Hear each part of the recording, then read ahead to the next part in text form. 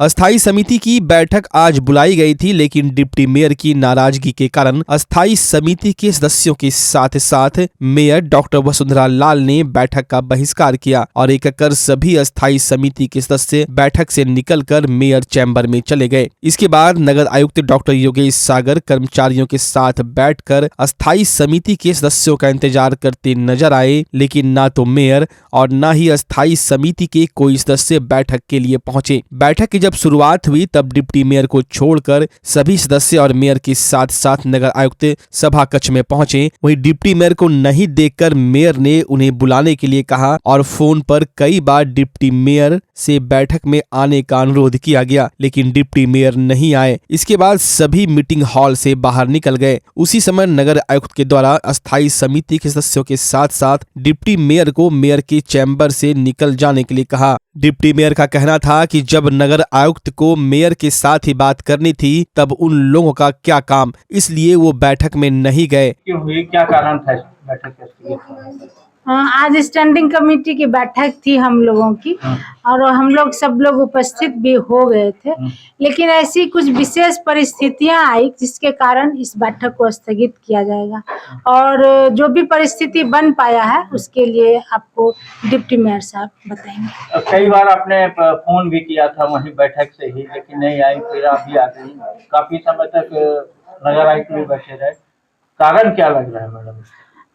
इसमें मेन कारण लग रहा है कि हमारे डिप्टी मेयर साहब जो है उनको जो उचित सम्मान मिलना चाहिए उनको सम्मान नहीं मिला, जिसके कारण उनकी नाराजगी है। अपनी नाराजगी व्यक्त करने के लिए उन्होंने वहां जाने से इनकार किया।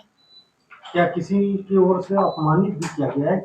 नहीं, कोई उनकी कुछ अपनी नाराजगी होगी, वो अपने मुंह से वो उसको व्यक्त करेंगे। क्या होगा, हम लोगों को जनता ने भेजा यहाँ और जनता के अनुरूप हम लोग कुछ नहीं कर पा रहे और यहाँ पर लगता है कि हम लोग जो भेजे गए हैं हम लोग कुछ काम नहीं कर पा रहे हैं और यहाँ बैठक होती है, बैठक में निर्णय लिया जाता है, लेकिन धरातल पर जमीन पर कुछ उतरता हुआ नजर नहीं है। आज क्या हुआ था जब चैम्बर में आप लोग बैठे हुए थे, नगर आयुक्त के द्वारा जो आपको निकल जाने के लिए कहा गया? नहीं, निकल जाने के लिए उन्होंने एक शब्द का प्रयोग किया कि आप लोग जाइए, मैं मैडम से बात करूंगा। मेरा बस यही कहना था, जब मैडम ही से बात करना तो मेरी क्या, हम लोग की अब बैठक में क्या आवश्यकता, मैडम ही कर ले, यही बात थी, इससे ज्यादा कोई बात नहीं। वहीं दूसरी ओर नगर आयुक्त ने बैठक स्थगित होने की बात कही। वहीं डिप्टी मेयर के द्वारा लगाए गए आरोप पर नगर आयुक्त ने चुप्पी साध रखी है और वो कुछ भी नहीं कहते नजर आए।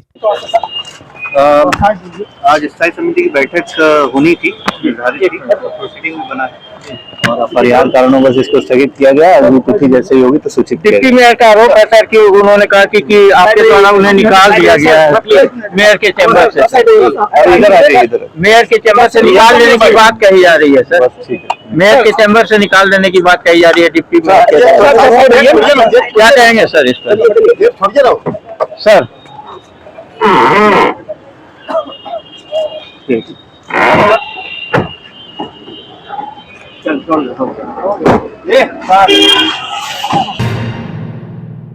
विवाद से घिरे मनीष कश्यप इंजीनियर हैं, साथ ही राजनीति में भी वो अपनी किस्मत आजमा चुके हैं। विधायक बनने का सपना पूरा नहीं हुआ तो वो एक यूट्यूबर बन गए। आज मनीष के यूट्यूब चैनल पर 61 लाख और फेसबुक पर 40 लाख फॉलोअर्स हैं। बिहार के सबसे चर्चित यूट्यूबर मनीष कश्यप के सितारे इन दिनों गर्दिश में हैं। वो तमिलनाडु में मजदूरों पर हमले के फर्जी वीडियो के मामले में जेल में है। संपत्ति की कुर्की के बाद छापे पर छापे पड़ रहे हैं। यूट्यूबर मनीष कश्यप पर पुलिस का शिकंजा कसता ही चला जा रहा है। यूट्यूबर मनीष कश्यप की गिरफ्तारी के विरोध में बिहार के कई शहरों में समर्थकों ने जमकर हंगामा किया। मनीष के सैकड़ों समर्थक सड़क पर उतर आए। प्रदर्शन के दौरान समर्थकों ने मुख्यमंत्री नीतीश कुमार और उप मुख्यमंत्री तेजस्वी यादव के खिलाफ जमकर नारेबाजी की। इस बाबत यूट्यूबर मनीष कश्यप के समर्थन में गुरुवार को तड़के सुबह से भागलपुर के नौगछिया में सड़कों पर राष्ट्रीय जनजन पार्टी के कार्यकर्ताओं ने बिहार सरकार के खिलाफ नारेबाजी करते हुए कई घंटों तक यातायात बाधित किया। यूट्यूबर मनीष कश्यप को तमिलनाडु दारू विवाद में कथित तौर पर भ्रामक वीडियो चलाने के मामले में बिहार पुलिस के द्वारा गिरफ्तार किए जाने के विरोध में राष्ट्रीय जनजन पार्टी के द्वारा यह प्रदर्शन किया जा रहा है। बता दें कि ब्राह्मण भूमियार समाज के नेता और राष्ट्रीय जनजन पार्टी की राष्ट्रीय अध्यक्ष आशुतोष ने आज बिहार बंद का ऐलान किया था, जिसको लेकर कार्यकर्ताओं ने भागलपुर के नौगछिया 0 माइल में सुबह से ही जमकर नारेबाजी करते हुए NH-31 जाम कर यातायात बाधित कर दिया। बिहार बंद के दौरान इस अभियान में जिले भर के पार्टी से जुड़े नेता और कार्यकर्ताओं की भागीदारी रही। अन्य लोगों ने भी इसमें अपनी उपस्थिति दर्ज कराई। इस दौरान सड़कों पर वाहनों को रोककर नारेबाजी की गई और आवागमन ठप कर दिया गया। बिहार बंद के आंदोलन में NH-31 जाम की वजह से वाहनों का आना जाना ठप रहा। विरोध प्रदर्शन के दौरान करीब 2 घंटों तक आवागमन बाधित रहा। मौके पर पहुंची नौगछिया थाना के पुलिस के द्वारा जाम को हटवाया गया। राष्ट्रीय जनजन पार्टी के नेता संजीव कुमार सिंह ने कहा कि हम लोग सुबह से सड़क जाम किए हुए थे, पुलिस के द्वारा तानाशाही से जाम को हटाया गया है, यह ठीक नहीं है। मनीष कश्यप को जल्द से जल्द जेल से रिहा किया जाए, नहीं तो हम लोग फिर से उग्र आंदोलन करेंगे। बिहार बंदी सफल हुआ। हम लोग सुबह से जाम लगा के खड़े थे,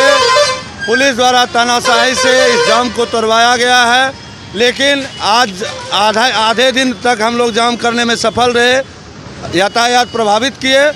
बिहार बंद करके हम लोग सरकार को चेतावनी दिए हैं। इसके बाद भी अगर सरकार आज के बाद मनीष कश्यप को रिहा नहीं करती है या इस पर कोई संज्ञान नहीं लेती है तो हम लोग उग्र आंदोलन करेंगे और निश्चितकालीन जाम करेंगे और निश्चितकालीन बिहार बंद करेंगे। प्रमुख मांगे क्या है आपकी?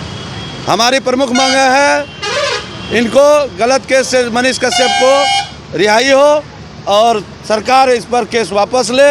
ये गरीबों के मसीहा है, गरीबों की आवाज़ है। बिहार सरकार इसको टारगेट करके मनीष कश्यप को जेल में बंद करने का काम किया है। आज हमारे राष्ट्रीय अध्यक्ष आशुतोष कुमार की भी गिरफ्तारी हुई है पटना में। हमारी पार्टी मजबूती के साथ आगे भी इस प्रकरण को लेकर मनीष कश्यप की रिहाई तक हम लोग लड़ते रहेंगे, जब तक सरकार अपना फैसला वापस नहीं लेती है, निर्दोष मनीष कश्यप को रिहा नहीं करती है। हम लोग सड़क से लेकर सदन तक की लड़ाई लड़ेंगे।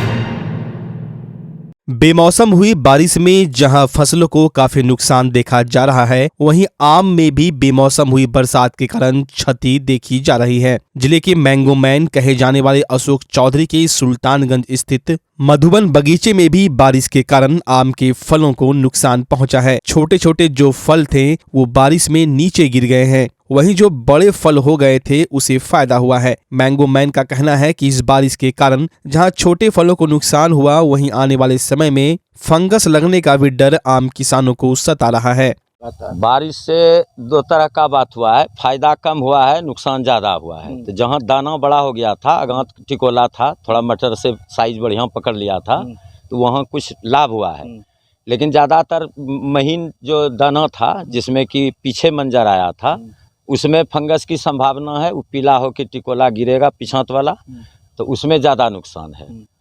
ऐसे नमी के चलते बहुत जगह जो बड़ा बड़ा दाना हुआ है तो वहाँ फायदा है, बाकी मैक्सिमम जगह नुकसान है। इस बार जो सोचे थे कि आम की फसल आएगी ज़्यादा और कमाई ज़्यादा होगी, तो क्या लगता है इस बार बारिश ने क्या? देखिए, बारिश ने क्षति तो किया ही है, लेकिन आगे अगर ठीक ठाक रहा तो अभी तो बहुत समय लंबा है बाकी। अगर आगे बहुत बढ़िया रहा तो फसल में उतना ज़्यादा नुकसान नहीं हो गया है, लेकिन कुछ प्रतिशत का कमी तो आएगा ही। 10% से लेकर 25% तक का नुकसान होगा, लेकिन बाकी आगे अगर बढ़िया रहा तो बम्फर फसल ही कहा जाएगा। और फंगस लगने का भी डर है? फंगस लगने का डर है। अभी जैसे बारिश काफ़ी हुआ है, अब सबको एक बार जो है लास्ट स्प्रे करना होगा, ताकि वो फंगस का अटैक नहीं हो। चूँकि अभी पिछात मंजर वाले में बहुत महीन दाना बना हुआ है, तो उसमें नुकसान की संभावना है। ऐसे किसान लोग संभालेंगे और आगे बढ़िया समय रहेगा तो इस बार उत्पादन जो उम्मीद हम लोग किए हैं उससे थोड़ा मोड़ा कम हो सकता है, लेकिन अभी बहुत ज़्यादा नुकसान नहीं हुआ है। भागलपुर के समाहरणालय स्थित समीक्षा भवन में जिलाधिकारी सुब्रत सेन की अध्यक्षता में जातिगत जनगणना के दूसरे चरण को लेकर जिले के सभी प्रखंड विकास पदाधिकारी, फील्ड ट्रेनर और आईटी से जुड़े लोगों के लिए 1 दिवसीय प्रशिक्षण शिविर का आयोजन किया गया, जिसमें दूसरे चरण की जातिगत जनगणना में किस तरह से जनगणना करनी है, इसको लेकर जिलाधिकारी के द्वारा कई दिशा निर्देश दिए गए।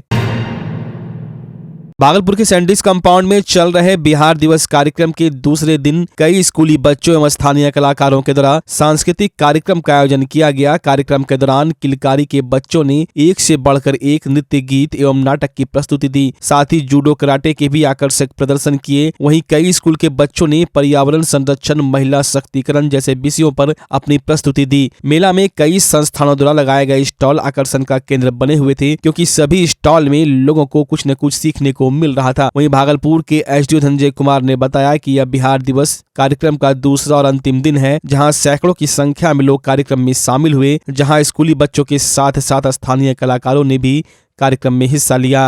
इसी कड़ी में आज किलकारी के बच्चों के द्वारा अपने एक अच्छा कार्यक्रम प्रस्तुत किया गया है। इसके अलावा भी जो स्थानीय कलाकार हैं उन लोग का भी कार्यक्रम होना है और आज देर शाम तक सारे स्टॉल्स वगैरह लगे रहेंगे और कार्यक्रम देर शाम तक चलता रहेगा।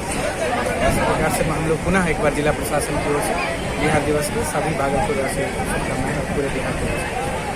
सर इस बार जो है लोग देखिए, इसमें तो विभाग का भी दिशा निर्देश था कि लोकल कलाकारों को देना है 60-40 के रेशियो में। लेकिन जिला पदाधिकारी महोदय ने भी इसमें मतलब और विशेष कदम उठाते हुए उन्होंने इंश्योर करवाया कि सभी लोकल कलाकारों को भी हम लोग मौका दें। तो ये महान स्वतंत्रता सेनानी भगत सिंह की शहादत के अवसर पर पीस परिधि सेंटर और ऑल इंडिया स्टूडेंट एसोसिएशन के द्वारा भगत सिंह चौक पर स्थित भगत सिंह की प्रतिमा पर माल्यार्पण किया गया। पीस सेंटर के द्वारा 23 से 25 तारीख तक गणेश शंकर विद्यार्थी के शहादत दिवस के अवसर पर सद्भावना अभियान सह शहादत के बोल पर चर्चा की जाएगी। 3 दिन के इस कार्यक्रम में शहर के युवाओं के साथ चर्चा की जाएगी। देश को कैसे मजबूत बनाया जाए, इसको लेकर विचार विमर्श किया जाएगा। वहीं शहीद भगत सिंह के द्वारा बताए गए रास्ते पर चलकर देश को किस तरह मजबूत किया जाना है, इसको लेकर चर्चा की गई। इस दौरान काफी संख्या में आम लोग भी मौजूद थे।